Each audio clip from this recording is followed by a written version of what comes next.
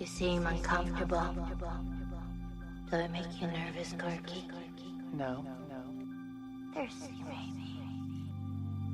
Curious, maybe. That's funny. I'm feeling a little bit curious myself.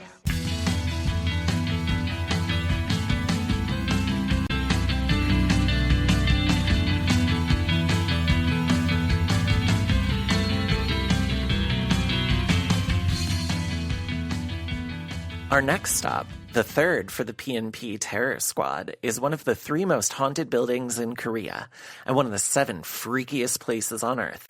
The building, long abandoned, still stands. Welcome to Pleasers and Punishers, where we talk about movies that people love to watch. Movies that ruin your today, tomorrow, and yesterday. And all things kinky and queer. I'm Caitlin of the North. I'm May Sensory Temperature Schultz. And I'm Amanda Jane Stern, and since I'm the youngest, I guess I have to summon the evil ghosts.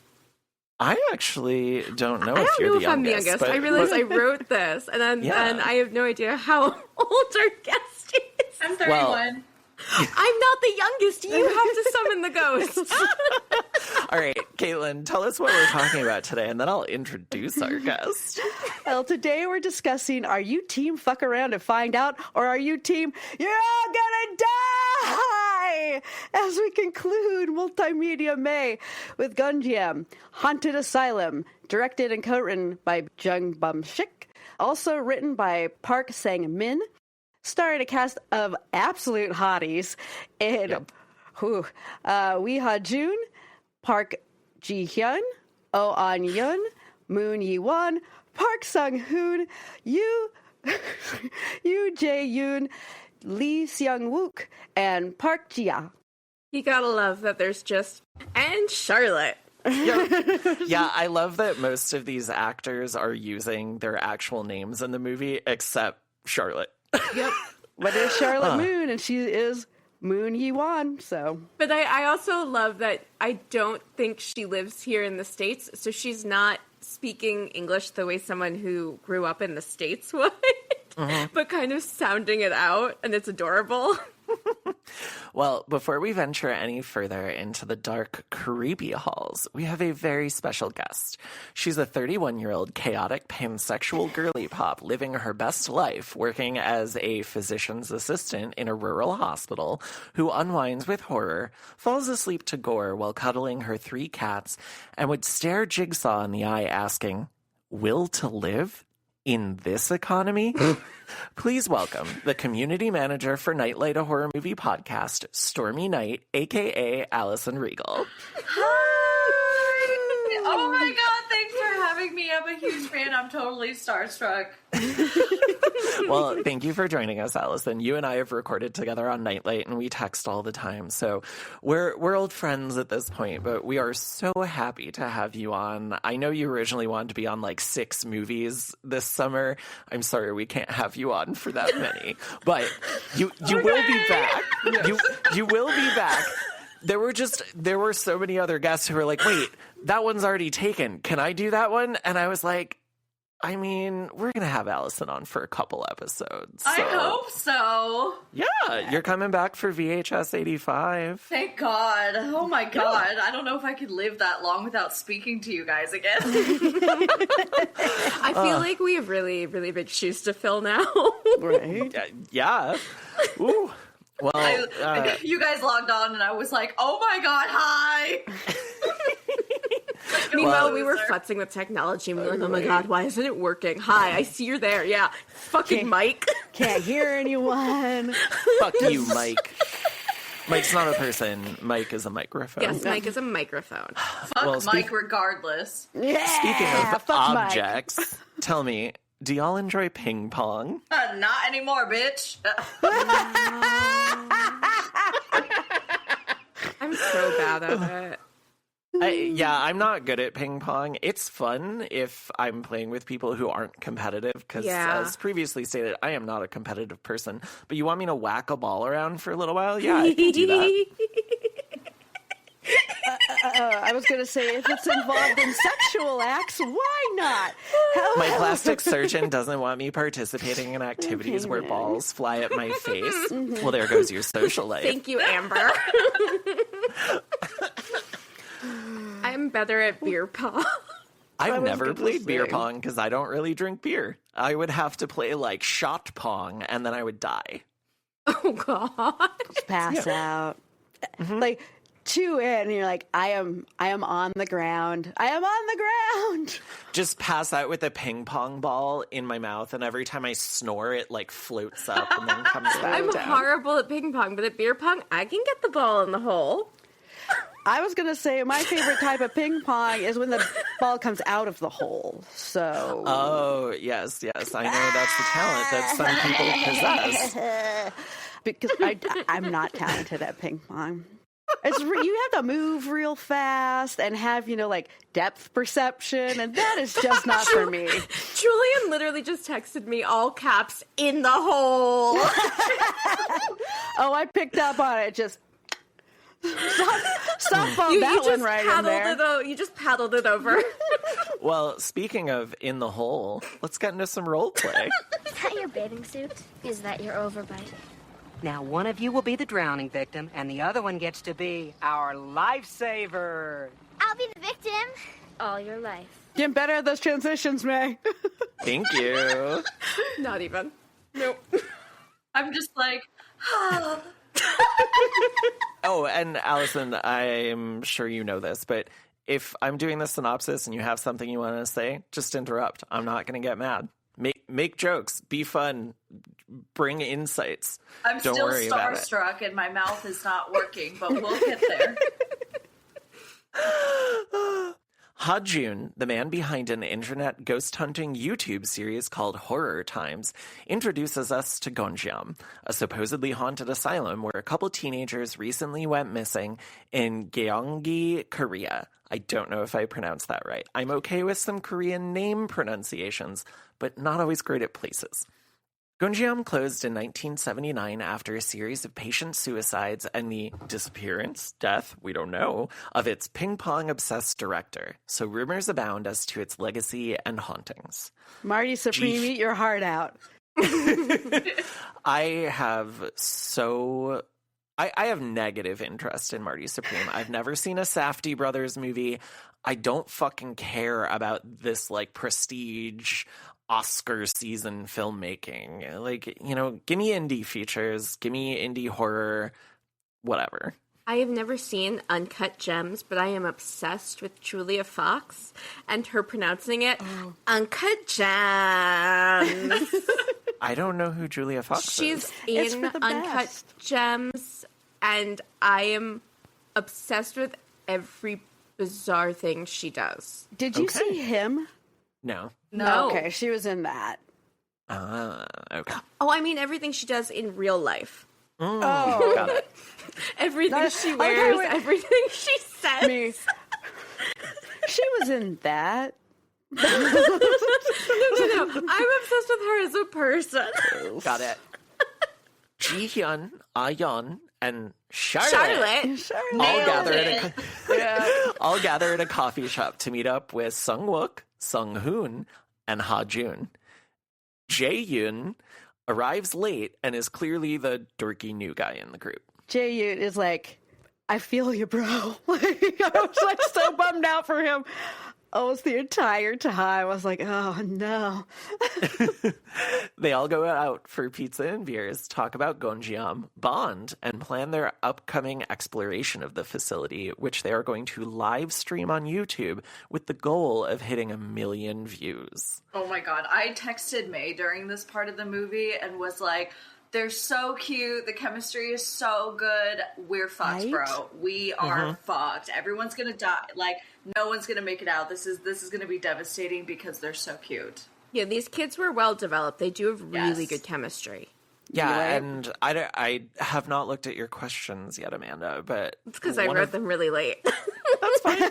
One of the things that a lot of found footage and, like screen life horror movies get wrong is they don't give us characters we want to spend time with. Yeah. So you're not as invested in it as you could be. That is not the case here. No, these kids are adorable. You really like them. Yeah, and the dynamic they have with each other, because everyone has like their thing. You know, each person is their own well-defined character, which is not easy to do in the setup to something like this. Especially the women are so well defined as characters. Oh, yes. And they are all so different from each other, but they get along in a way because they know that, like, especially Jae-yoon is an idiot. And they have fun giving him a hard time. And him and the nurse were so cute. Oh, yeah. The two camera guys, they kind of blend with each other, but they're also the ones who are actually on the crew. So that kind of feels intentional in a way. Like, they should be there. They should be kind of in the background. Yeah, and I think their main characteristic is they're bros. Yeah. And So I they are don't the mean that, same. like, disparagingly. No. I mean, like, they love each other. They have so much fun doing this, and they're just excited. They should feel like those two guys that you know that are always together, and you don't see one without the other, and you're like, I don't know which one's Beavis and which one's Butthead. And they were roommates. And they were... I thought you meant that for like, Beavis and Butthead. And I was roommates, like the photo that I sent you Beavis and to on Butthead. WhatsApp. Was anybody else rooting for Charlotte and the camera girl? Yes. Oh, yeah. I was 100. like, and kiss. And Yes. kiss. Why And are you right. not kissing yet? Yeah. No, yeah. I think Totally. there's The some sapphic undertones energy there is- that Ji-hyun kind of has the hots for Charlotte, and that's part of why she's so protective. Okay, of raise her. your hand if you also had the hots for Charlotte. Oh my God. Hands raised. Oh my God. God. Again, this cast is gorgeous. When I was looking everyone up to see if I had seen them in other things, and definitely I've seen one of them in many other things. However, a lot of them did have model. So their name was one of their occupations. I was like, oh yes. Oh yes. Okay, track. Pretends to be shocked. And Lee Sung-wook, this was the only movie he ever did. This was like his film debut, and then he quit. So I'm wondering if the building actually was haunted and he was just too freaked out. Okay. In the van on the way to Gonjiam, we get lore about room 402 being cursed, and it's determined that Jae-yoon will be the one to open the door for the big climactic ending. He is not happy. No. So bummed. In the woods near the asylum, they set up camp, and two of the boys go inside to install cameras. As everyone but Ha-jun heads toward the entrance, they encounter a terrifying pair of white panties hanging from a tree. What happened here exactly? So Clean. many questions. Completely clean. White Oh, were panties they? just sitting Oh, there. they were not completely They were not clean. clean. Those were not. Were they Those not? were Oh, that's not so clean. funny. You'll find They out were why I thought bloody, that. but they were dirty. Okay, because Yeah. they looked really clean. They were streaked in, Caitlin. Yeah, there were some I have so track many marks. questions. Yeah, why did you think there those will were be questions. clean? Well, Because you watched it on an airplane on a tiny on my screen. phone. Yeah. Oh, thank God. Yeah. Okay. Yeah, my brightness like- was turned way This up is on not it. about Caitlin's standards for Okay, clean thank underwear. God. I was like, Caitlin, are you well? It Caitlin, are you So well? it was on a tiny screen. was a tiny screen with the brightness turned all the way up. So I was like, yeah, that's weird. Just a completely clean pair of underwear hanging out in the... I was about to send you new underwear, Caitlin. Like, no, babe, these are clean. We got. Hey, you can we send me gotta new talk. underwear. Yeah, I need to more buy stuff. new underwear. So. I'm sending all of you like matching underwear as a thank thank you for you. letting me Pleasers be and on your pod. Punishers. You know what? underwear. Wait, oh my God, Pleasers and Punishers branded underwear? Oh my God, we need to do that. Lacy, white, Yes. perfect for hanging in a tree. Yes. Wow, I feel so Right, honored. Patrick. Freddie gets a sock, but I get panties. I mean, you could do a lot with a sock. You could do even more with clean undies in a tree, baby. Okay. The team enters the building at midnight and begins to explore.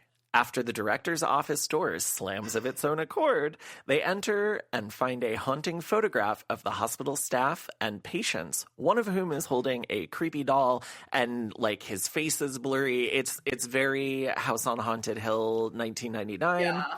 That photo was And- fucked up, bro. Oh, it's so creepy. That immediately. I've only ever seen the fuck original out of House there. on Haunted Hill. Oh my god, we need to do like a new metal horror month so we can cover that. I And I love want to the redo on OG. covering 13 Ghosts.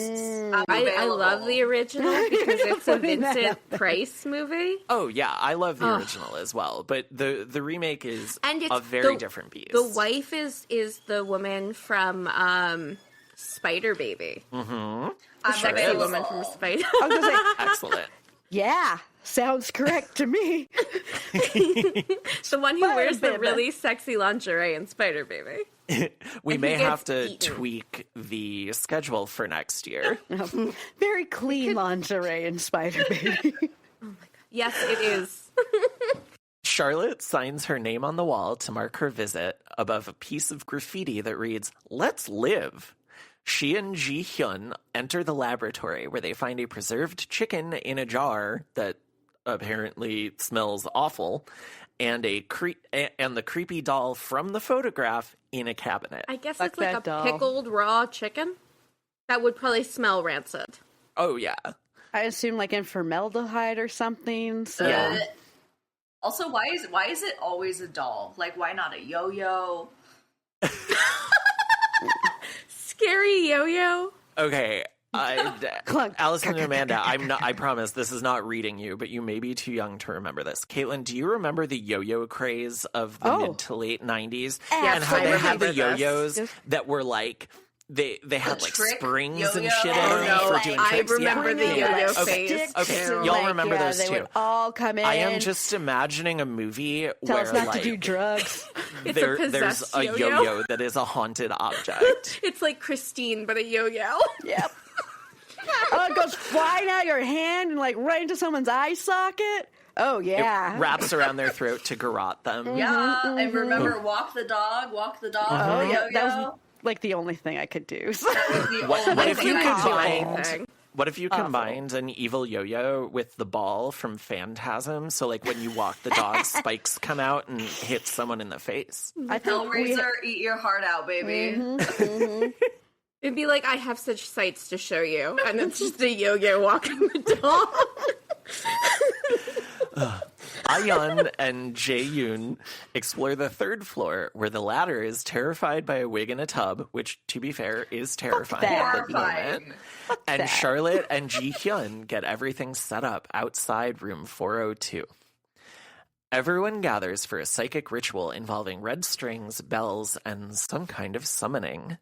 The candles blow out, and the strings and bells go nuts, several of them breaking and falling to the floor, sending everyone running out of the room screaming. I don't understand how you go into a building where there's graffiti on the outside that says you're all gonna die and then do this shit. Like, you are asking for this. Tempting Because they're fate. ghost hunters, Ugh. right? Like, this Ghosts is will what not you be came contained. for. Like, Right. it always blows my mind when they're like, "This is what we're doing. Oh my god, we're summoning ghosts. We want them to come play." And the ghosts are like, "What's up?" And then they like run away screaming. Like, that's so rude. Like, bitch, you came for me. You came to hang out with me. You Have any called of you me. seen Poltergeist? No. Poltergeist? No, Yay. Poltergeist. Oh, Poltergay? Yes, Poltergeist. I have questions. Is it a porn? I guess that's my only question. Is that a porn? It sounds like a porn. Is it a porn? No, I'm not interested. Should it be a porn? I think it should Yes. be a Moving porn. on. It's no, oh my It's God. not porn. It's a Next, French- wrap it up. It's a French movie about a guy who moves into a new home that back in the day was an underground gay bar when homosexuality in France was illegal, and it had burned down just because like it wasn't up to fire code. So So he you got discovers. the ghosts of a bunch of queens in there. Yep, exactly. Incredible. I'm back in. Lost me at no porn. You got me back in.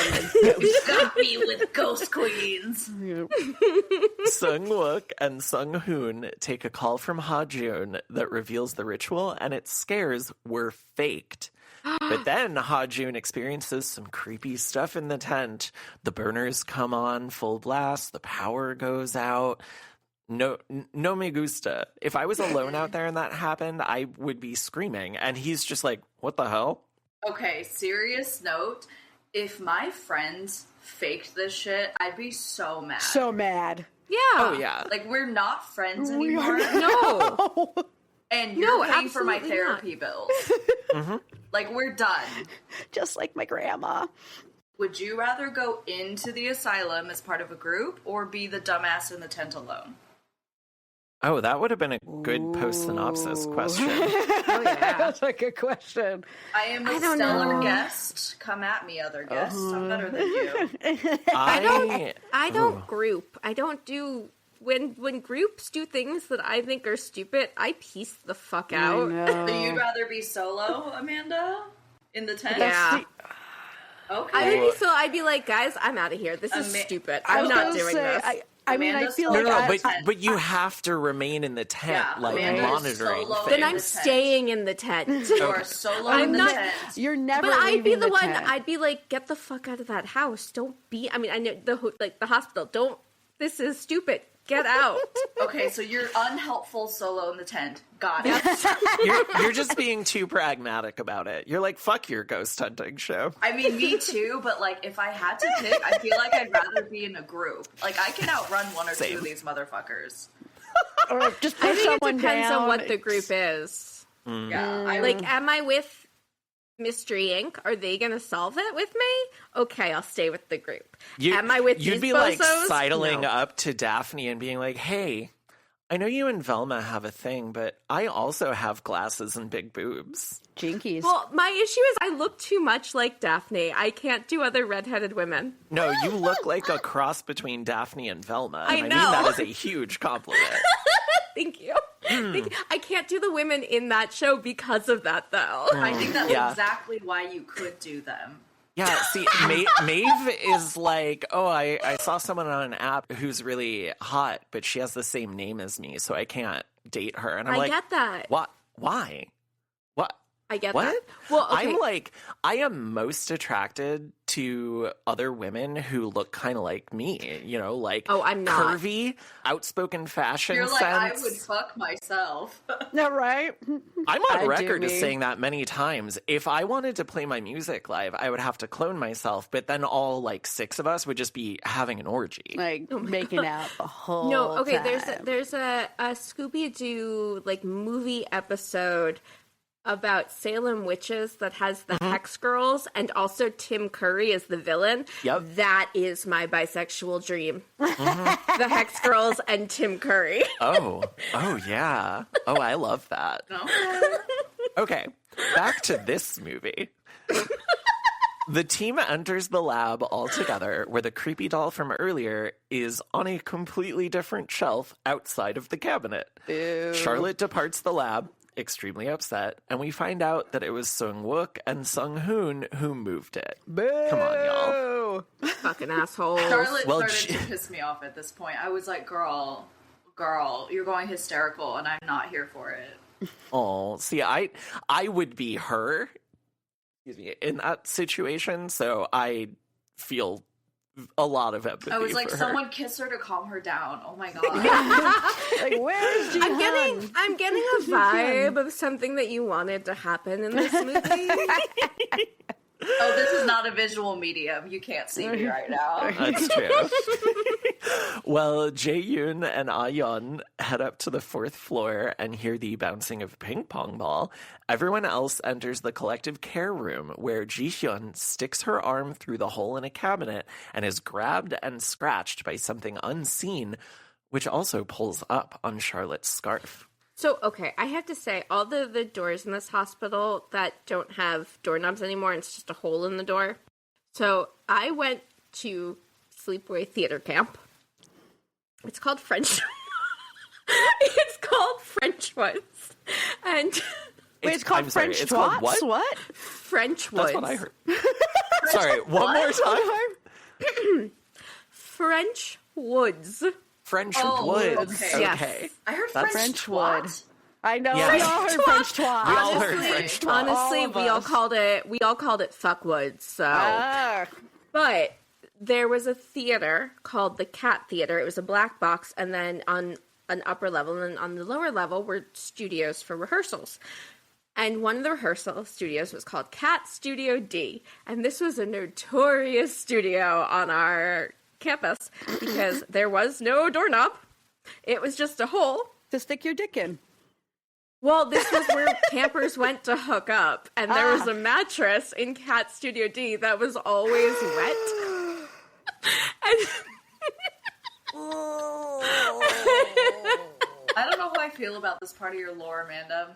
The mattress is all wet and gushy. okay, if you've ever watched a movie about a sleepaway theater camp and you're like, wow, these campers are fucking horny and weird, it might be based on the one I went to, because it's either that or Stage Door, which we called Stage Whore.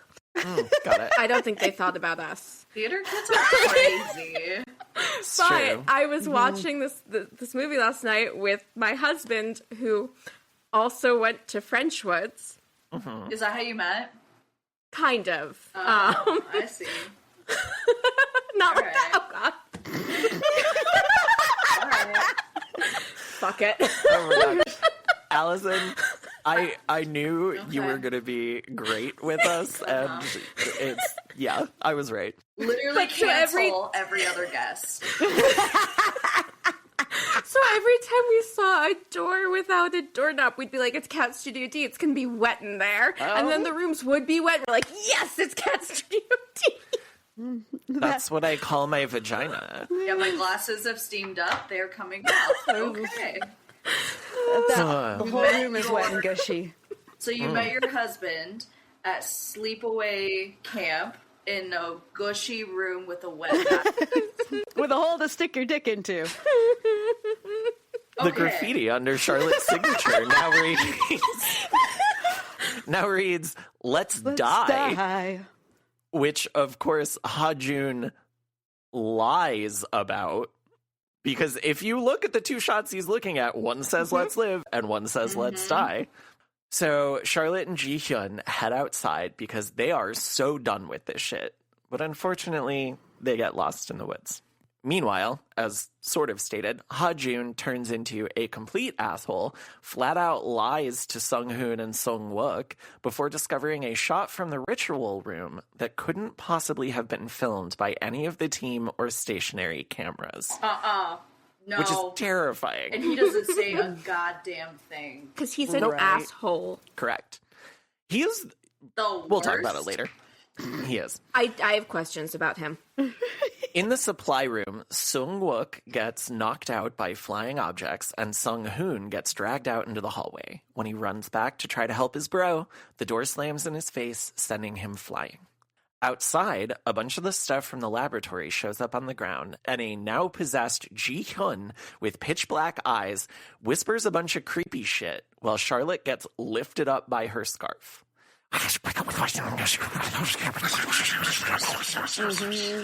In case you haven't watched the movie, listeners, that's what it sounds like, and it's fucking terrifying. Horrible. Charlotte makes it to the tent, but once she enters, she finds herself somewhere in the asylum. Absolutely not. Caitlin, were you laughing at the noise on the plane? I asked because I was, and I know you and I have the same response. I was just like... Meanwhile, Allison and I are like, Yeah. I know. I feel... I like almost flew off my couch. I went, oh shit. I feel like if we were to go see a horror movie in theaters together, May, you would be screaming at Caitlin, and I would be like... Yep. Yeah, no, most of the time, so for example, when I saw Hokum recently for the first time, because I've now seen it twice because it's fucking great, I screamed at every single jump scare because I am very prone to getting scared by jump scares, but I enjoy it. And Maeve laughed at me every fucking time to the point where I had to be like, can you stop laughing at me? I don't laugh at the people. I laugh at the movie. I do a lot of this, And then I do a lot of, oh shit, and hitting myself and like smacking my glasses onto my face. I would laugh at. So. Not laughing at you, but the situation is excellent. Laugh at me. It's okay. I laugh at me too. I'm always like, ow, you dumb bitch, and then I do it again. Well, Ji-hyun stands in the corner like Mikey at the end of Blair Witch Project. The contorted man from the photograph attacks Charlotte. No, fuck this scene. Fuck that dude. So much of this. So much of this. He's just doing the naked shuffle. Image is amazing, though. Like, I was just watching this going, I want to steal this for something else, because this in particular is... They did some really fun camera work and shooting in this. Chef's kiss horrifying right here. Sung-hoon finds Ah-yeon and Jae-yoon and admits to staging some of what's happened tonight, but that what's currently happening is real, and he begs them to leave with him. A ping pong ball flies at them out of the darkness, presumably after being shot out of someone's vag. And they hear Charlotte screaming. Oh, did you watch Priscilla, Queen of the Desert recently? No, I still haven't seen it. Oh. That's a plot point. Incredible. They hear Charlotte screaming behind the door of room 402, which then opens itself. The three of them end up inside the room, which no longer has a door, but does have a bunch of standing water, as well as a hole in the ceiling that contains a watery portal. One by one, they're attacked and possessed. Like, what the actual fuck? Like, poor Charlotte is going fucking through it, and then you just take away the door. Like, I feel like they're in the worst Sims game possible. This is so fucking rude. Oh, it is the Sims game. You're right. It's when you build a pool and then you get rid of the ladders. That's so evil. It's so Have fucking you never done that? I never played The Sims. I just watched my friends play it. My brother and I used to like to play it, and we would either make our Sims fuck or we'd kill them. Oh, well, yeah, no, it's all about trying to get them to fuck. You were literally playing God. We like to try to make our Sims, and it used to be kind of coded in that you couldn't do it, so we would push as much as we could to make our Sims queer. We'd be like, okay, flirt. Oh, their love bar's really high. Now kiss. No, it backfired on us. Aww. Fuck this. Yeah, Sims is low-key homophobic. So then we killed them all. Exactly. Ha-jun decides he has to... Sorry, I've got 2 paragraphs left. We're so close. You're doing so great. Finish, babe. Finish, babe.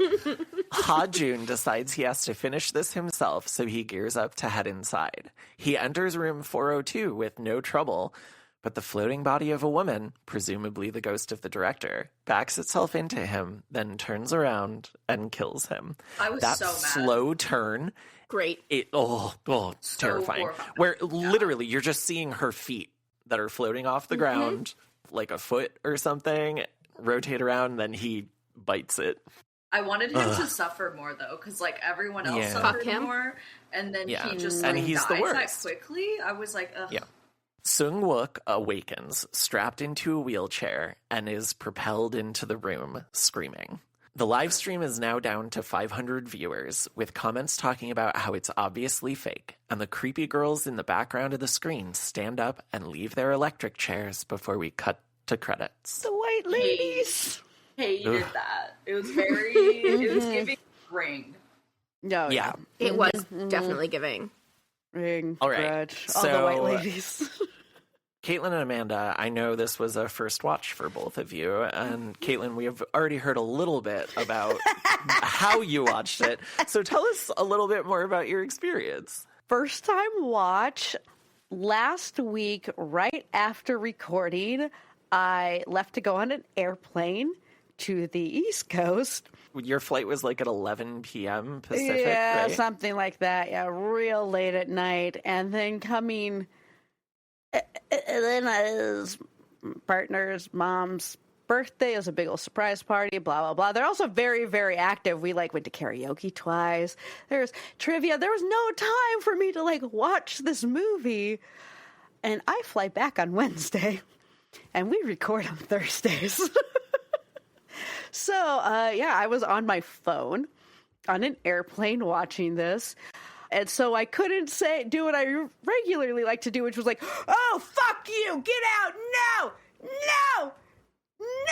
how dare you, Also very reactive. However, I will say watching it on that tiny screen really did make it feel like I was watching a live stream. Yeah, that makes sense. Really made it feel like I was watching a live stream. And so it was almost more immersive. I mean, I think I would love to watch this on a larger screen. I did very much enjoy this movie. I thought the scares were excellent. I thought that what they did with the cameras and the editing. Yeah, there's some really good shots. And I love how the movie itself explains the fact that, yeah, it's edited because they have this set up as a live stream. Cameras are going to click in automatically. For most of it, Ha Jun is actively controlling it. So it doesn't break the rules. And which I always appreciate. Yes. It's so nice that it's not just one shaky cam. Yes. Which is sometimes my issue with a found footage, where it is just one shaky cam and I can't see anything, and then I hit this point where I've only gotten this one angle, so my brain is trying to find other angles, and then I just get nauseous. Whereas this was, no, we're explaining we've got multiple cameras. That's great. Yeah, and there was a lot of me, like, looking over at Brian and looking back and just going, like, you can't see the look on my face, people, right now, but my eyes were really wide. I was just like, oh, shit. Oh, shit. So, Amanda, tell us about you watching this movie for the first time. Ooh, yeah, last night was the first time I watched this movie as well. I don't think I'd ever even heard of this movie. So it was on our, calendar, and I looked it up. I did not look at what it was about. Excellent. I just went to Just Watch to see where it was streaming, saw that it was streaming easily, and I said, thank goodness, because it's got subtitles, and sometimes when you have to find movies that have subtitles, it's such a fucking nightmare. But it was streaming, so I just popped it on last night without any idea what it was going to be. Nice. Other than the title. And I really enjoyed it. I definitely think this is the kind of thing, am I going to sit and watch it on my couch again? Probably not, but I think it would be really fun to watch it in a theater with an audience. So much fun to watch with if other I'm at a people. festival and this is the midnight movie, I will absolutely go with people, just so that I can also watch their reactions to it, kind of thing. I think found footage movies, especially ones that are full of well-earned jump scares, are... I mean, like, yes, Caitlin, you're right. There is a certain immersiveness to watching this on a phone or a computer or something, but watching this with a group, a collective audience. So much fun. I desperately hope that this gets booked for a Terror Tuesday or something at the Music Box, because I want to watch this with a group of people.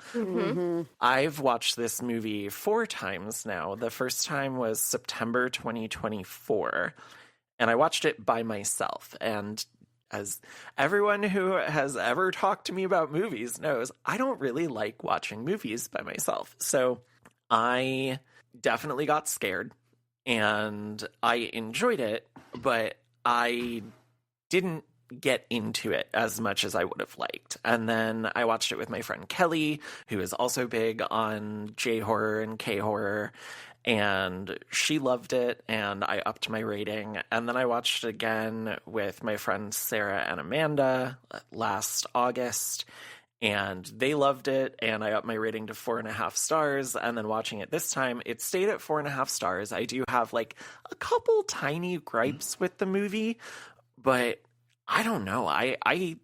This is number 13 on my ranked list of found footage Screen Life movies, which sounds like it's low, but there's like a lot of movies on there. And it's still 4.5 stars. I really love this genre, and I hold a lot of movies from it in high regard. So that's still a place of prestige for me.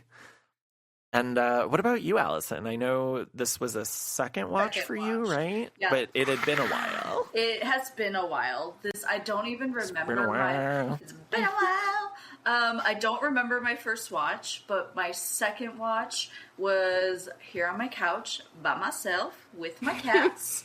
and it felt very cozy. Like, I'm very reactive, but I love found footage. I love the character development. I remembered briefly what it was about, and I kept texting May, and I, like, all my thoughts. I do this, and I love it when people do that when they watch movies. Amanda does that a lot when she's watching something for the show. Fuck it all. I'm over here going, no, you don't, and I wish you did. I have been waiting for May to watch Lady Frankenstein so that she can text me her reactions. Yes. I am going to pitch that for tomorrow night for movie night because Sarah and Amanda are coming over, so it's them, me, and Maeve, and like that feels like the perfect group to watch that movie. And I want your reactions so hard. To be fair, a lot of times when I'm watching movies, I'm also crocheting at the same time, so it doesn't lend itself to me doing anything else with my hands.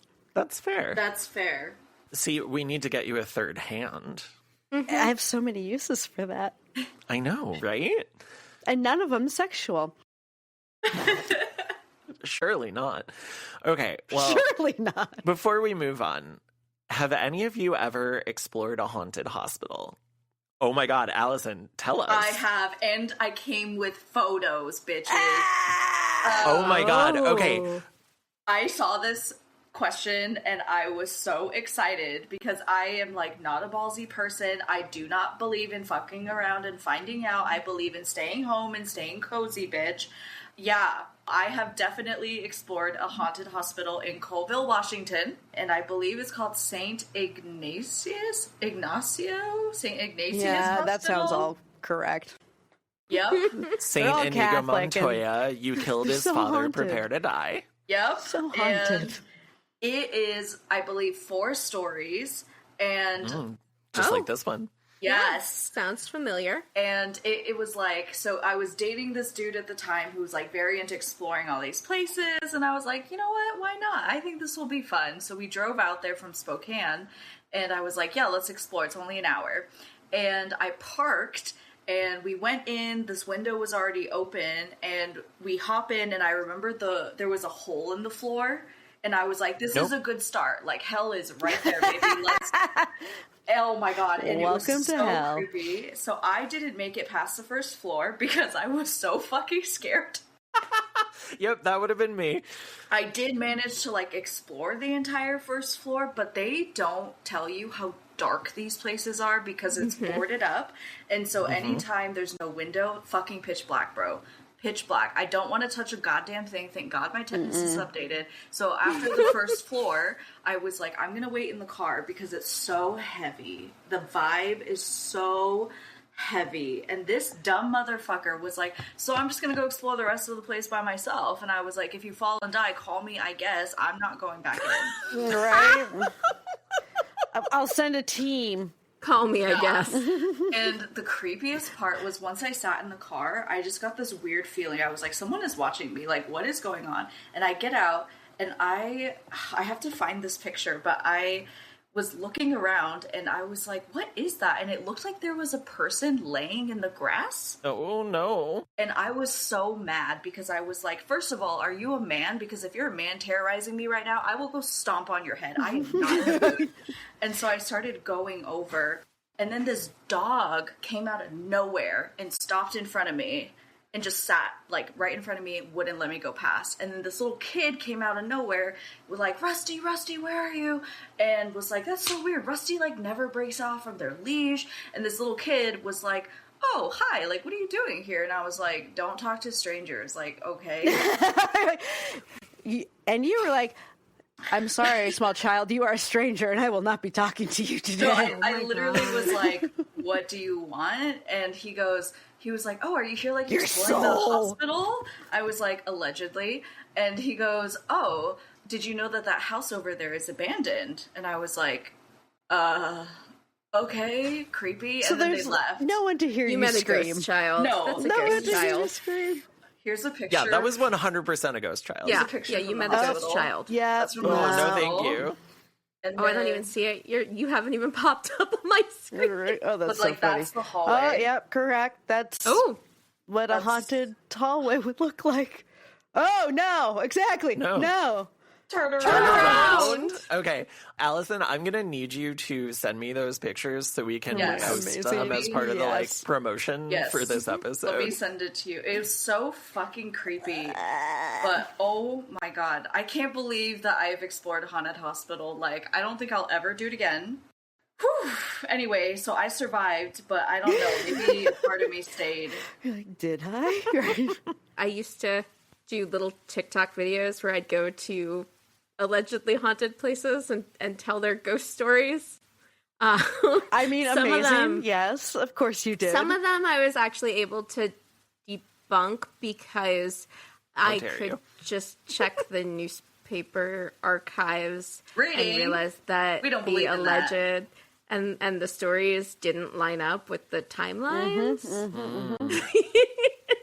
Yeah, that's what happens when you're an actual researcher. Reading, we hate that. Speaking of being a spoil sport, let's get into the film's cultural context with our next section, Faith and Chance. I can't exist by myself because I'm afraid of myself. Because I'm the maker of my own evil. Goodness is only some kind of reflection upon evil. That's all it is. I was going to say, explore a haunted hospital. Fuck you, no way. I'm not from New Jersey. See, as I always say, I look like a Daphne, but brain like a Velma. Delma. Delma. Delma? Vaphne.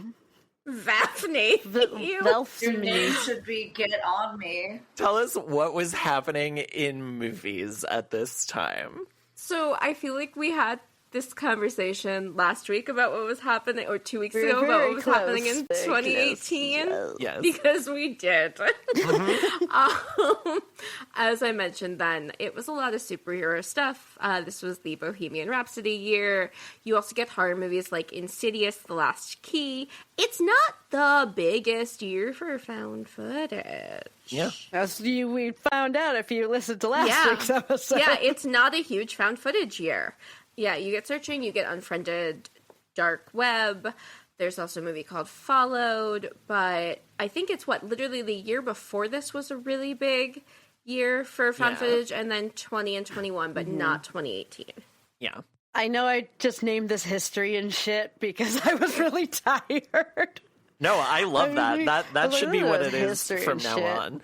Thank you, Dr. Sarah Gallup, for your podcast from behind the walls of the world's psychiatric hospitals, because episode 66, History and Lore of Gonjiam Psychiatric Hospital, which I did not spell correctly.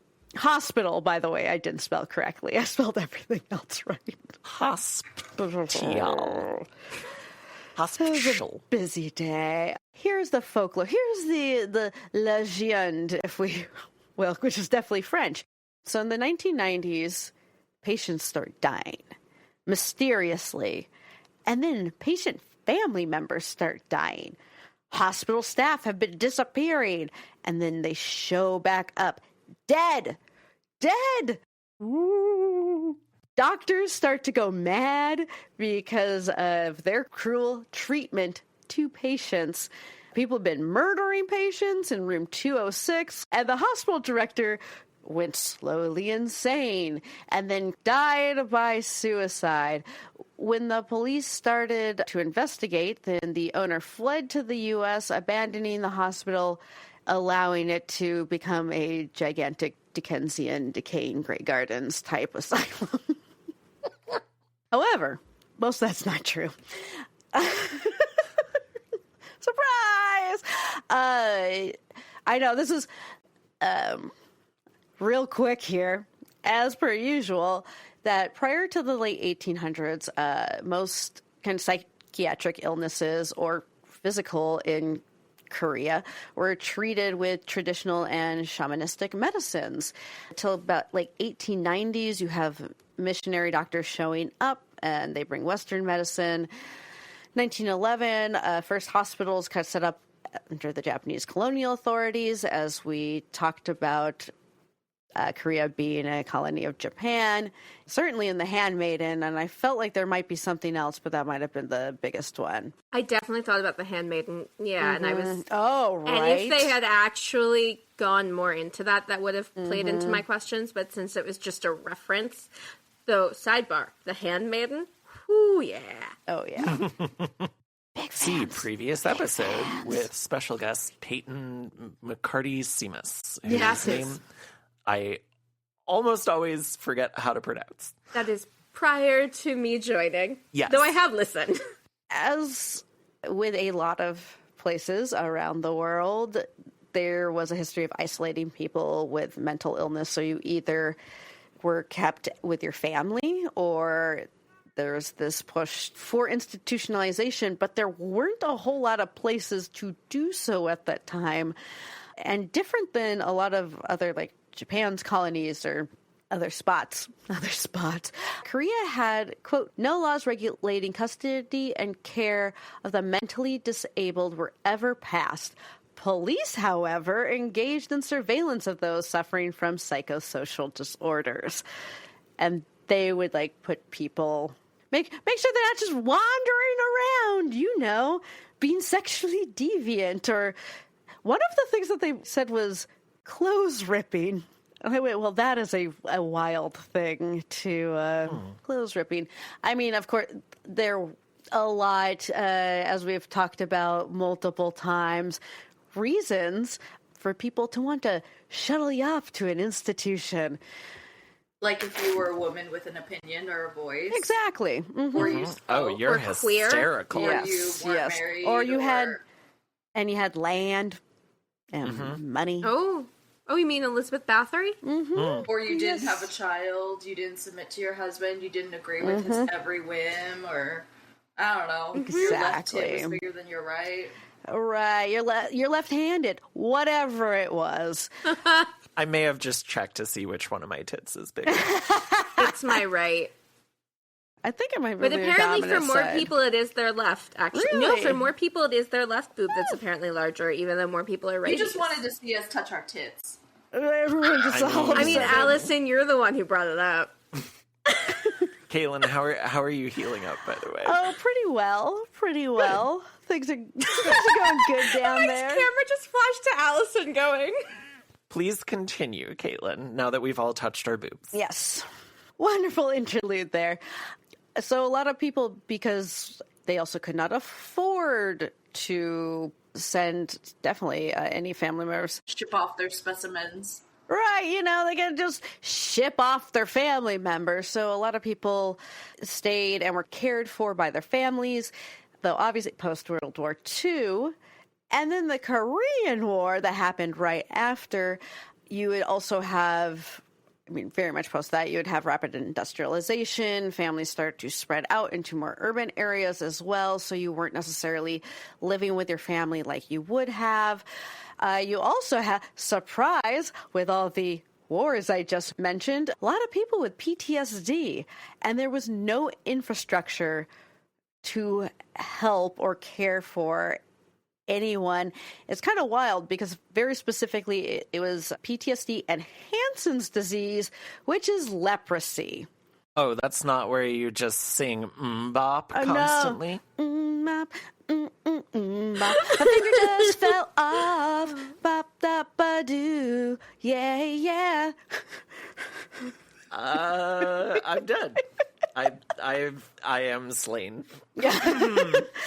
And at this, 1% of the national budget was allotted to said health ministry. And one of the things this woman in this podcast brings up is that as Korea then starts to try to increase the amount of beds and places to put people in institutions, is kind of at the same time that the United States is decreasing all of that. So we are just not at, history, cycles, weird that. So Gonjiam probably opened closer to 1982. One of the things that is mentioned in this podcast is there is a lot of incorrect information or conflicting information on this, and specifically mentions it's really hard to find information on this asylum because There was a movie put out in 2018, so most of the information you find out is about the movie. I thought, strange that. So, probably opened up closer to 1982, and there's actually no available documentation that says the patients were mistreated at the larger scale that we're talking about, any more than they were at any other institution. Particularly the ones that were not state-run or sanctioned really by the government. So people were being like chained to beds, whipped to exorcise their demons, not allowed out. And again, this happened everywhere in the world at some point. Hate how normal that was. Right? Yep. So South Korea didn't actually have like laws surrounding a lot of this, particularly for people who do poorly sometimes. Not all the, but sometimes with their mental health, you know. Not until 1995. I was born in. I was 11. I was born and they were like, this bitch is gonna need some help. We gotta pass some laws. But at this point, as Gonjiam had been operating now for a bit more than 10 years, it starts decaying. There isn't a lot of money coming into it, and there's a lot of sewage disposal issues. And it was so not, I would say wet and gushy. I would say it was just filling up with brown is my guess here, because it was very, very unsanitary. I hate everything. The director and the owner start arguing about, like, it wasn't worth it to even put the money in to update the facility, be up to code, little things like that. And apparently in 1997, that's when the owner passes away, his son takes over, and the son was not interested in it at all. So the facility just closed. It just closed, no notice, because there was no reasoning. People didn't know what was going on. That is when the legends, the lore starts around this space. Interesting. This is so depressing. This was the worst part. Oh my god. I hated every second of learning about that. I mean, Caitlin, what's your tagline? My name is Caitlin of the North. I'm here to bum you out. Yep. I still love you, but wow. I need to take I need to go take my Lexapro right now. This is why we laugh through the most uncomfortable shit. It's true. So what dose of antidepressants are y'all on? 20 milligrams Lexapro Me too. every day. 20. Girl, me too. No, I was going to say 350 or not 350 because that doesn't exist. 300 Wellbutrin. Hey. I was like, isn't 300 the maximum? No, you can take 450 actually. 450. I was Holy on 450. shit. Yeah, at one point. I won't get into that. Not today. Not today. Well, anyway, what influence did this have on our culture? So, this was, at least at the time, the third most watched horror movie in South Korea, behind Phone from 2002 and iconic Tale of Two Sisters from 2003. Still never seen it. I haven't either. Have you, Amanda? Is that Wait, Bertrand have I Book? seen? No, I haven't. It's on my to-watch list, but I haven't. We all suck. All right. Wild. I guess we need to add that to the schedule. And I need to guest on it, apparently.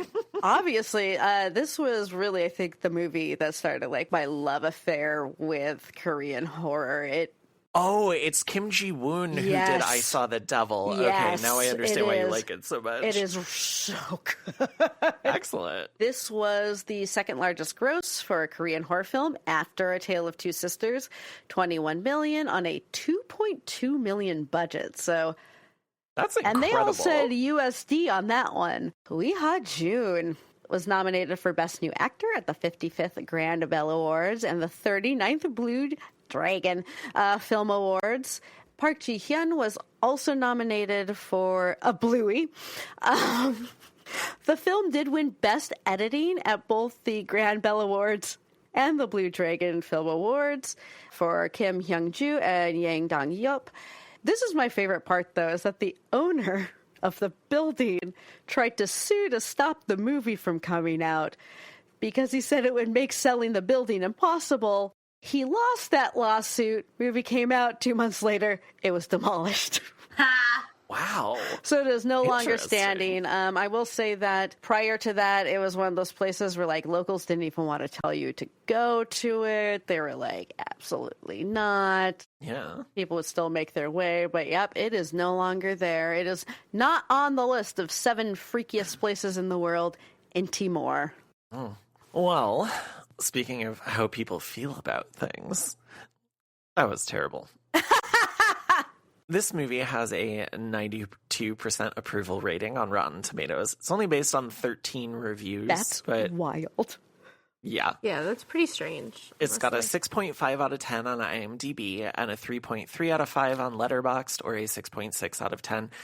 It's really interesting to me because I feel like when you do out of 10, a 6.5 sounds so low. Right. But when you do out of 5, a 3.3 is like, oh, that's pretty good.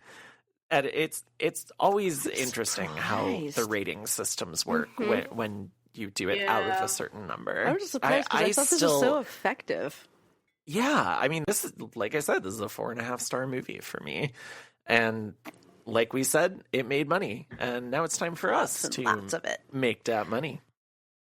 That was a good transition. That was great. Thank you. And now we'll dig into the meat, the goo, the viscera, maybe that creepy black liquid pool in a section we call Enough is a Myth. Fuck off, Caitlin. No. I've done enough. Enough is a myth. I'm sorry.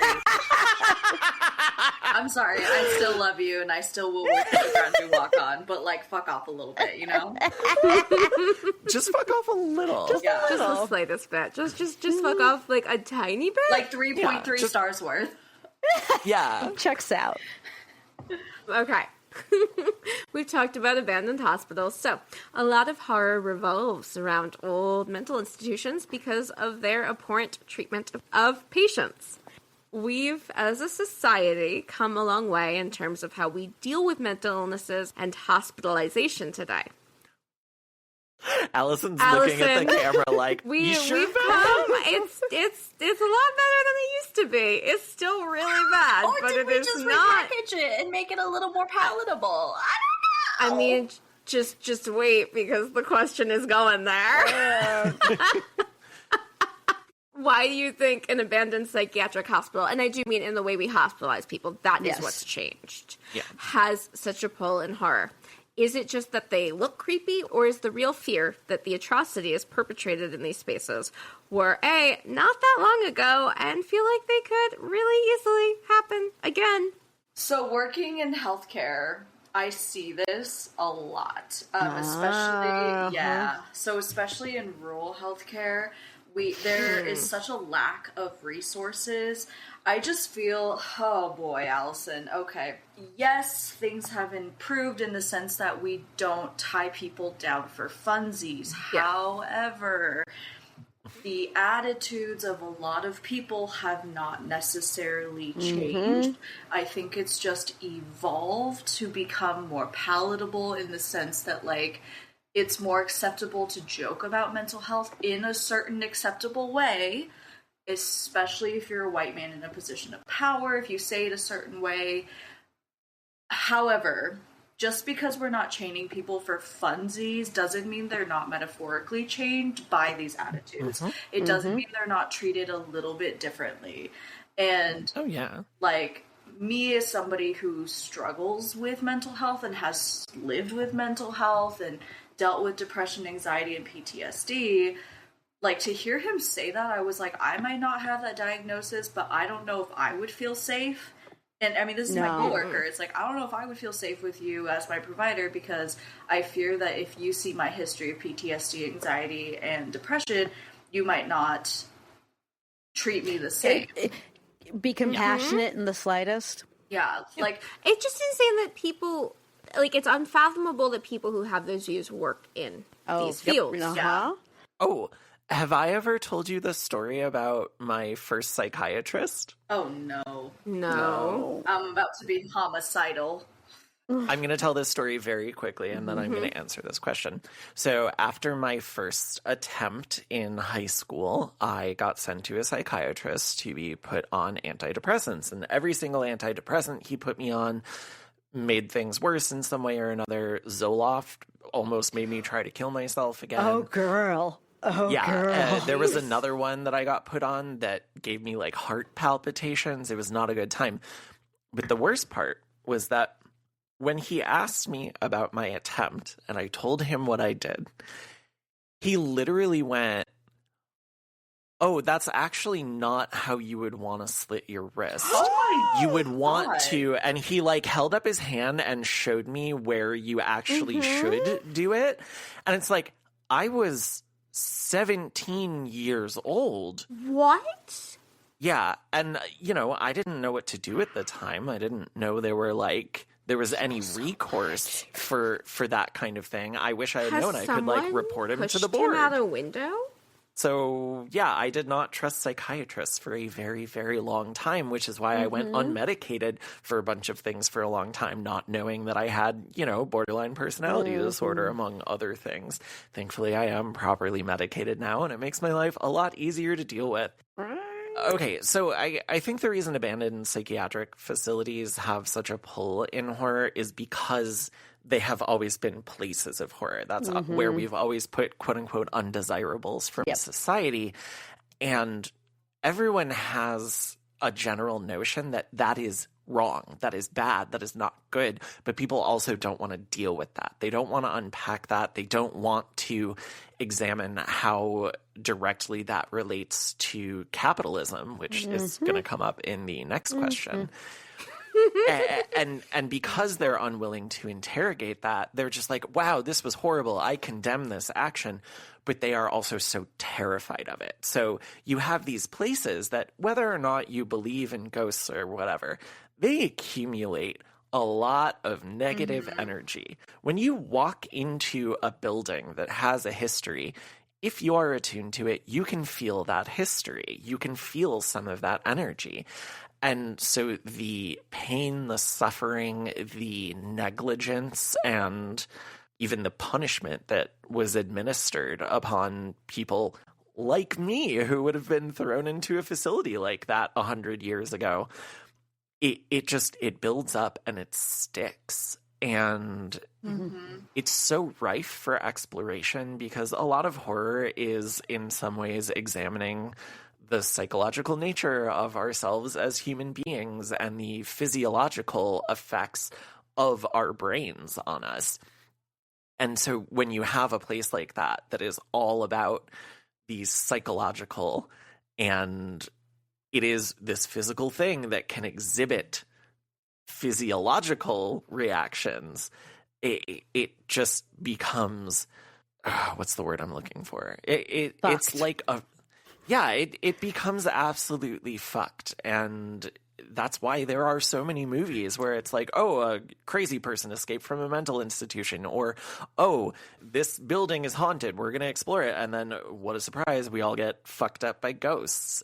It really tracks. It tracks with our history, our culture, and obviously not just in the U.S., although psychiatric facilities are a Western invention. Yeah. White people ruin everything. I was going to say, not even less than 20 years ago, like, I know someone who had drug addiction and was caught and then forcibly put into, and this was not in the U.S., but a white industrialized country, and then forcibly put into a psychiatric institution and was chained down to the bed and was still tied down to the bed. Christ. Yeah, it is not that long ago that these things could have happened. These things probably still are happening. And I think, like you said, mate, like the psychic scars from all of this still remain in these places. Thank you for putting that more eloquently than me. No, I don't know if I did. You did. I don't mean to like really dig this point into this ground, but I feel like it's really important because there is a conversation to be had regarding mental health where sometimes like soft restraints are necessary, and I think it's important that we talk about that and we don't demonize it, and I think that is the issue. And I know we say like, oh, 100 years ago, but the reality is like 40 years ago, it's like bitch. 60, 40 years ago, bitch. Like 20 years ago. But like literally there are patients that have come in that are a danger to the staff where I have witnessed one of my coworkers be punched in the face by a patient who's unmedicated, who's intoxicated, and like that's devastating to both parties because when the patient comes to and realizes what they do, they're flooded with guilt, and then my coworker has therefore suffered this form of PTSD. So it's like, hey, that patient should have been in soft restraints and security should have done a better job. And my coworker should not have had to suffer that injury. However, those soft restraints should not be demonized or weaponized. And I think that's just such the weaponization. Yes, and the demonization. Right, it's that the idea of it just being used against anyone versus someone who actually is in a position where they could be like they violent or dangerous. are not in their to right themselves minds. or other people. Yes. Yes. As the film progresses, it becomes apparent that the hospital is actually haunted, and the 6 live streamers inside want to leave. As his crew becomes more and more agitated, Ha-Jun becomes more insistent on them staying. What does his character represent when it comes to capitalism and the need to make a profit because he's doing this for profit, even to the detriment of one's employees? I mean, that's the MO of capitalism. The boss is in charge. The boss makes the decisions, and it does not matter what happens to anyone who's underneath him as long as it gets done. And that's the problem with capitalism. The person at the top of the pyramid who's paid the highest is doing the least amount of work, has the least understanding of the actual risks involved in what everyone else is doing. Yes. And it's fucking maddening. Like, how convenient is it for him to insist that they keep going when he's literally in a tent? He's not even there. Completely separated and safe. Like, it's Triangle Shirtwaist Factory. The owner's not even there. It's ridiculous. And you can tie this to the next question of like these do tie together. Risky behavior for people. Like, you're not there on the floor. You're not there experiencing. So obviously it's easy for you to be like, oh, continue. No big deal. It's like, bitch, fuck you. You get in here. God, it makes me so mad. Caitlin, do you have anything to add to that? Good for them asking for 20% for everyone.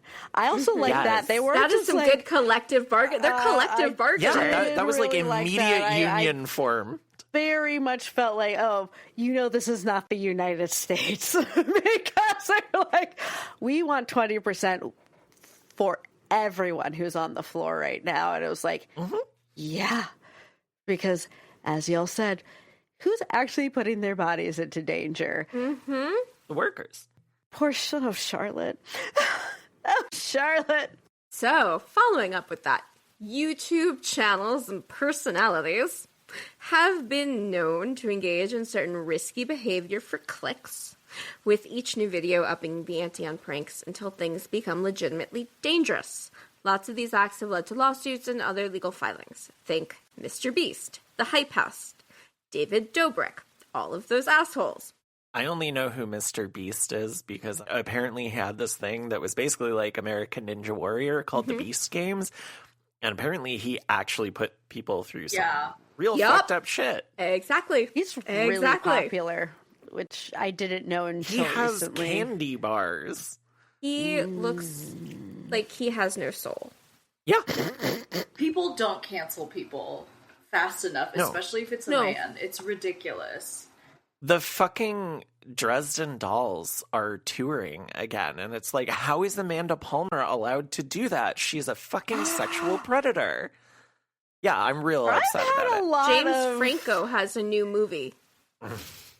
I really wish that Dave Franco, the superior Franco brother, would just lock his brother in a room.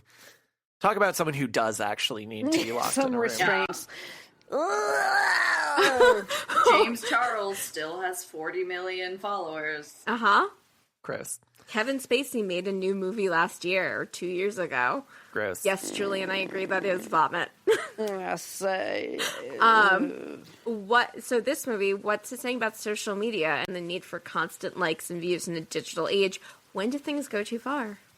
All the fucking time. Yeah.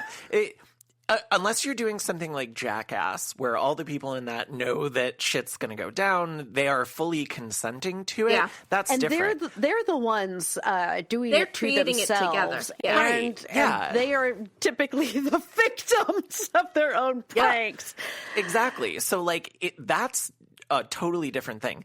This is people taking advantage of others and doing things to gain their own popularity, to make their own money at the expense of other people. So It's as soon as you're... cultural capitalism. Yes, exactly. And just like economic capitalism, cultural capitalism is a fucking disease. But please like and subscribe. Share us with your friends. Thank you. All right. Does anyone have anything else to add to that?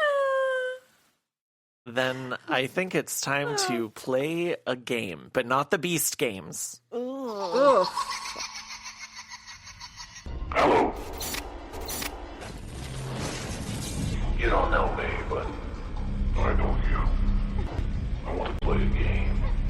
So we're going to do Fuck, Marry, Kill, Would Live. And this is not the characters in the movie. Aww. This is some of the 7 freakiest places in the world, according to CNN. Which one would you fuck? Which one would you marry? Which one would you kill? And which one would you live in is my question. So we have the Darvaza crater in Turkmenistan, which is also known as the Gateway to Hell.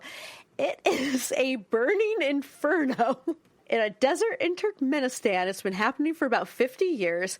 No one really knows how it started, but they think it was formed in 1971 when geologists were looking for oil, realized they stumbled on a cavern of natural gas, and set it on fire! And it's still burning to this day. We have the Sedlec Ossuary, Czech Republic. This is the small Roman Catholic chapel that contains the remains of 40,000 humans.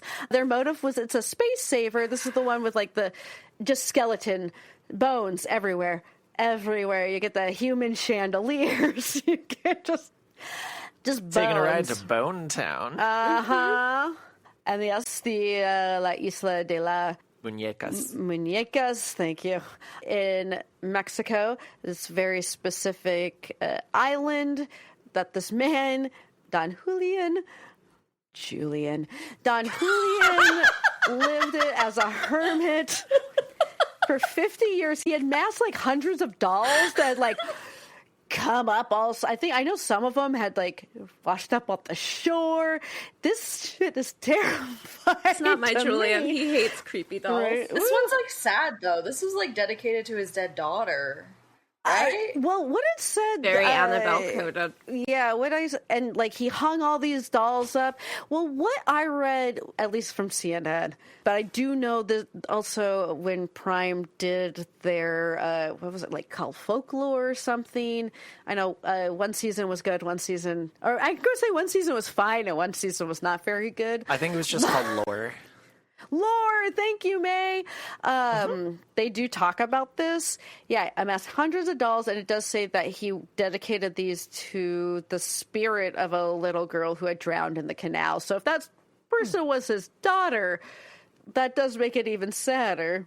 And then our other one is Poveglia Island. This is found in Venice, Italy. So originally...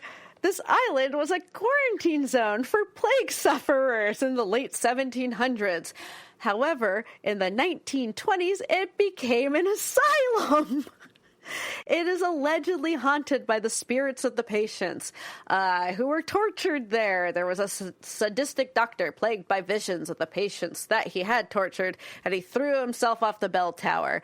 This one is kind of the same as Gonjiam, where they are not supposed to take you there. Like, you are not supposed to go. However, I did read that you can bribe some ferrymen to take you there. Just like Karen. What do you have to? Are they you have named to pay? Karen? Yeah, I was going to say. Do you have to pay the ferryman? Okay, I am going to fuck Darvaza Crater because All right. that's hot. I'm going to marry Paveglia Island. Oh. I am going to kill La Isla de las Muñecas because, oh my god, those scary dolls are... I'm looking at pictures of it, and it's horrifying.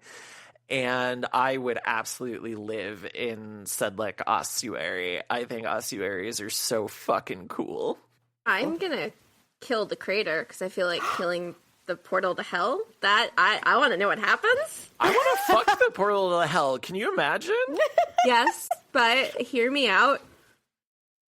Bone down in Bone Town. Excellent. Yes. So I'm going to bone the ossuary, which means that I then have to marry the island of the dolls, but I don't have to live there. I will live on that island in Italy. We will live our own separate lives. Thank you very much. Okay, so Amanda, you and I are roommates now. Yes, I love it. All right, Allison. Oh man, I'm so torn. Okay, I know who I would marry for sure, and I'm gonna tell you why. The Darvaza, the burning pit. You were describing it, and I was like, this is giving me mob boss vibes. This is giving he would burn for me. This is giving yearning energy. This is giving we're getting married.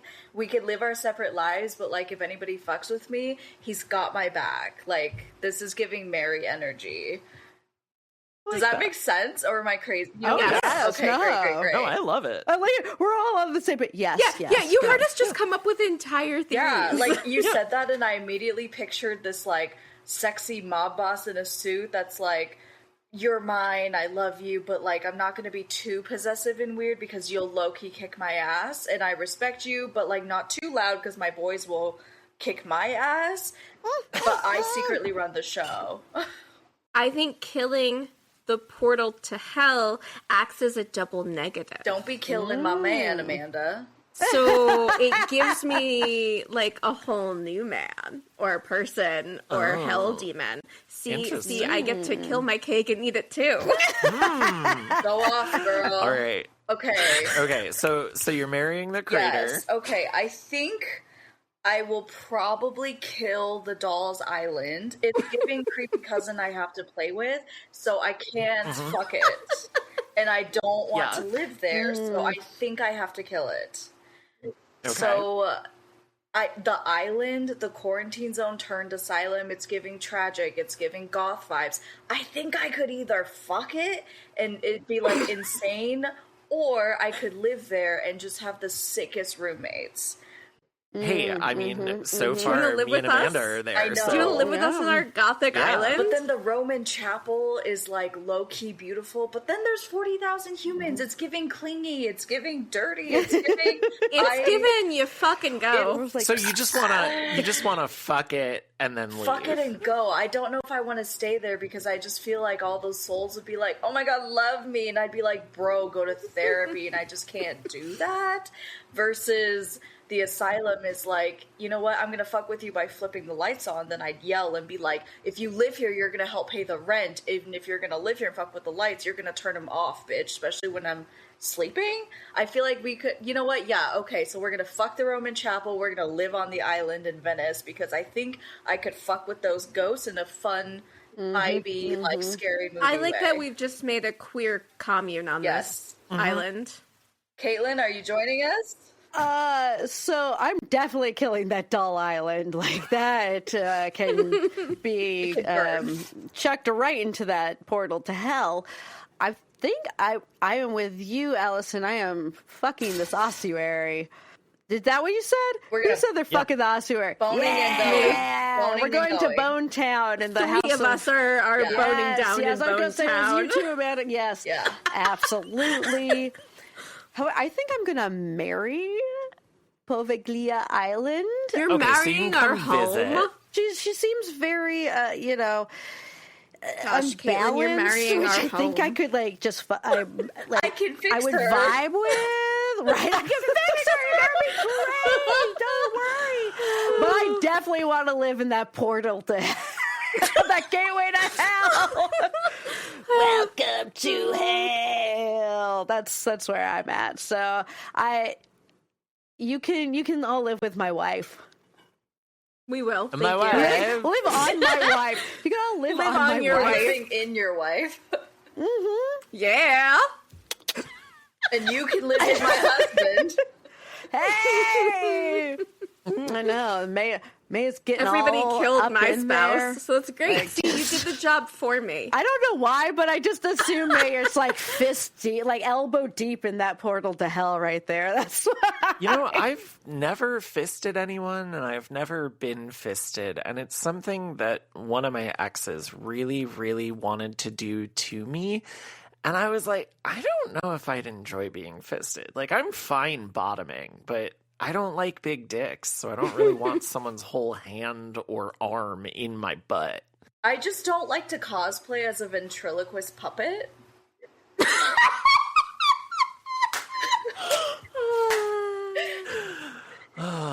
And you can quote that to the bank, baby. Oh my god.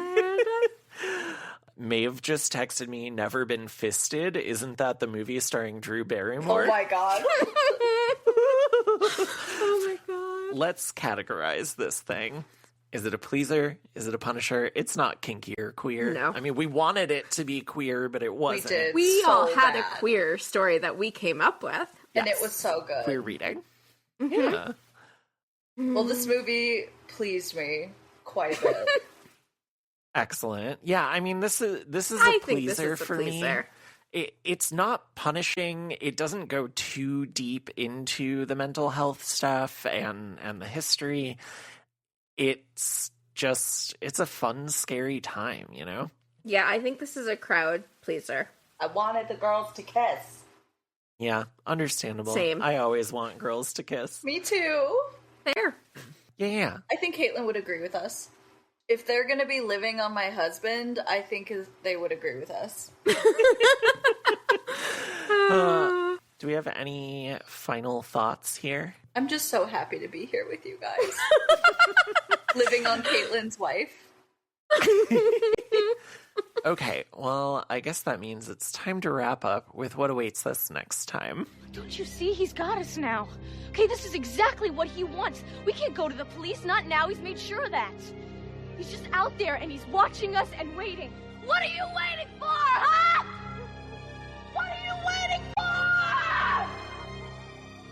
And that brings us to the end of our episode. Thanks so much for joining us on this journey, fellow travelers. If you like what you hear, please leave us a rating and review wherever you can, because that helps more people find the show, and it makes us all tingly inside. Oh. You can find us on Instagram at Pleasers and Punishers, and on Blue Sky at Pleasers Punishers. You can also email us at pleaserspunisherspodcast@gmail.com. You can find me on Blue Sky and Letterboxd at Everson Poe. You can find my music on Ampwall, Bandcamp, and streaming services as Everson Poe. And you can hear me podcasting on Tender Subject and Slayerfest 98. Caitlin, who has vanished into the void, can be found at Caitlin of the North on Threads and Instagram, and Cat of the North on Letterboxd. Amanda, where can you be found? Yes, thank you. I can be found on Blue Sky and Instagram at Amanda Jane Stern. I can be found on Letterboxd at Witchy Wanderer. You can also hear me podcasting on Don't Be Crazy, and very soon you will also hear me podcasting on another podcast. So, yeah. Excellent. And you're not announcing the name of that yet? I was thinking about it, but it is official. It is official. I'm starting in June, but I'm starting on Murder Made Fiction. Excellent. Yeah. Congratulations, so for the Amanda. Bloody Disgusting Network. I'm very excited. Thank you. Yes, I'm taking my experience as a true crime producer and my film knowledge to talk about fictionalized accounts of true crime. Excellent. If you ever want to have a true crime obsessive on your show, who's a terrible person. So I hope everything I said, because it's brilliant, was uploaded. Yeah, it ended up fisted with you doing this. Yeah, you froze mid-fist. Mid-fisting? Yeah, and Caitlin, I described your socials and stuff, so everyone knows where to find you. Oh, excellent. Wonderful. Yeah. Good. All right. Well, Allison, where can you be found? I'm usually in my house with my 3 cats. No. On the internet? I'm just kidding. Don't find me at my house. I am crazy myself. I'm Stormy Night on Instagram. I am on the Nightlight threads. Nightlight on Instagram, Nightlight on TikTok. Where else am I? I think that's it. I don't know my Letterboxd. I think it's also Stormy Night. Oh god, I'm the worst at promoting things. I believe it is Stormy Night. Well, this is the end of Multimedia May, and next week we're starting Julia, Joey, John, and Jamie June, and we're talking all Hellraiser movies. So we are doing Hellbound, Hellraiser 2. We are doing Hellraiser 3, Hell on Earth. We are doing Hellraiser 4, Bloodline, and we are doing my favorite, Hellraiser 2022. I'm so excited. Allison, are you the Stormy Night on Letterboxd whose top 4 movies are all Scarlett Johansson? Fuck no, but I do love Scarlett. No, it's Stormy Night with a K. Yeah, no, that's what I looked up. Oh, well, then it's not you. I do love ScarJo. Maybe you're Stormy Night 49 or Stormy Night 1. Scarlett Johansson, if someone you're who's listening, this was no shade to you. I will kiss you on the mouth. Yeah, no. There's seemed like she'd be fun to hang out with for some reason. Maybe my Letterboxd is Little Regal. You know what? There's a Stormy Night who has no activity but just recent likes: The Nanny Diaries, The Island, Don, John, and Lucy. Okay, that's definitely not me. Hold on, I'm pulling up my Letterboxd because absolutely not. Hold on. How dare they? I think my Letterboxd is Little Regal. Let me check. It's Little Regal. And that's RIEGEL. I apologize for being a liar. You're not a liar. You were just wrong. And it's okay to be wrong sometimes. I'm like really smart but a little dumb, you know? The person that has I found the movie you. we are talking about right now as on their recent activity. Yeah, check that makes more sense. Okay, well, until we see you next week for Hellbound Hellraiser 2, do some aftercare, clean your toys, set healthy boundaries, and... May your clean underwear always guide you back to the camp. Oh, God. Don't be chicken-hearted.